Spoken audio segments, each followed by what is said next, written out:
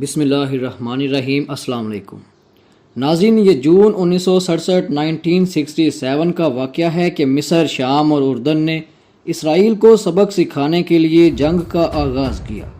جنگی سامان پہنچانے میں روس تاخیر کا شکار ہوا، جو کہ عربوں کا فریق تھا، لہٰذا عربوں کو بری طرح شکست ہوئی اور اسرائیل غزہ پٹی اور فلسطین کے مغربی کنارے پر بھی قابض ہو گیا۔ 6 روز کی اس جنگ میں مسلمانوں کو شدید نقصان اٹھانا پڑا۔ تاریخ اسے 6 ڈے وار کے نام سے یاد کرتی ہے۔ اس جنگ میں عرب مجاہدین کی جماعت بھی برسرِ پیکار تھی، جسے اخوان المسلمین کا نام دیا گیا تھا۔ جنگ شروع ہونے سے کچھ سال قبل اخوان المسلمین کے فائٹرز غزہ میں داخل ہو کر جہاد کی ٹریننگ دے رہے تھے۔ 1967 کے بعد اب جب کہ اسرائیل غزہ پر قابض تھا تو یہ مجاہدین وہاں چھپ چھپا کر مدارس میں جہاد کے لیے لوگوں کو تیار کرنے لگے۔ غزہ میں مدارس کا نیٹ ورک قائم کیا، جہاں تعلیم کے ساتھ ساتھ جہاد کی تربیت بھی زوروں پر رہی۔ انہوں نے اندر ہی اندر سرنگوں کے جال بھی بچھانے شروع کر دیے۔ 1980 کے بعد مسلمانوں اور یہودیوں میں جھڑپیں بڑھنے لگیں، جس کے نتیجے میں مدارس کے ان ٹرینڈ طلباء نے یہودیوں کو غزہ چھوڑنے پر مجبور کر دیا۔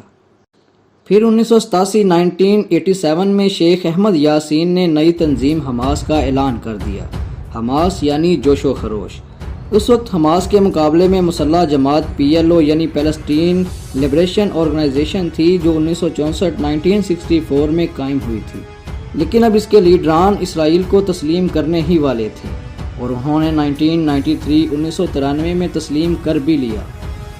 لیکن حماس نے اسرائیل کو تسلیم کرنے کی بجائے اسرائیل کے خلاف جہاد کرنے کے لیے کمر کسی۔ اس کے بعد آہستہ آہستہ غزہ میں حماس کا کنٹرول بڑھنے لگا، یہاں تک کہ اسکول کے بچوں کو بھی گرمی کی چھٹیوں میں ٹریننگ دی جانے لگی، اور یہ سب کچھ والدین اپنی خوشی سے کرواتے ہیں۔ الیکشن قریب آنے تک 2006 میں حالات خراب ہونے لگے، لہٰذا 2007 میں محمود عباس کی فتح نامی پارٹی کو حماس نے الیکشن میں بری طرح شکست دے کر حکومت قائم کر لی۔ لہٰذا اب غزہ پر حماس کے لیڈر اسماعیل ہانیہ حکمران تھے، اور مغربی کنارے پر فتح پارٹی کے موجودہ وزیر اعظم محمود عباس کی حکومت تھی۔ دوستو، حماس اب مسلح جدوجہد کرنے والی تنظیم کے ساتھ ساتھ جمہوری پارٹی بن چکی تھی۔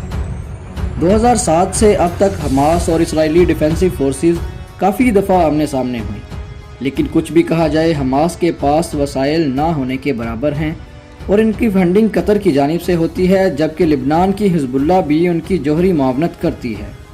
ان کم وسائل کے باوجود حماس سے اسرائیل کا خوف بیجا نہیں۔ اس کی وجہ ان کا وہ ہتھیار ہے جو اسرائیل کی پہنچ سے دور ہے۔ وہ یہ کہ جب اسرائیل اپنی فضا کو محفوظ بنا رہا تھا اور فضائی حملوں سے بچنے کے لیے آئرن ڈوم تعمیر کر رہا تھا، تو حماس نے زیر زمین سینکڑوں کلومیٹر لمبی سرنگیں تعمیر کر دی، جو مصر، اسرائیل اور فلسطین کے مغربی کنارے میں کھلتی ہیں۔ اسرائیل فضائی حملوں سے تو کافی حد تک محفوظ ہو چکا، لیکن حماس کی جانب سے زیر زمین سرنگوں میں زلزلہ برپا کیا جا سکتا ہے۔ حالیہ ہونے والے میزائل اٹیکس میں بھی اسرائیل نے یہی موقف اپنایا کہ وہ حماس کی سرنگوں کو تباہ کرنا چاہتا ہے۔ ناظرین، ابھی تک یونائٹڈ نیشن کی جانب سے انہیں دہشت گرد گروہ کہا جاتا ہے، لیکن ان کا کہنا ہے کہ مقبوضہ فلسطین اور بیت المقدس کی آزادی تک وہ برسرِ پیکار رہیں گے اور اللہ کی راہ میں جہاد کرتے رہیں گے۔ ملتے ہیں اسی طرح کی کسی نیکسٹ ویڈیو میں۔ اپنا خیال رکھیے گا۔ اللہ حافظ۔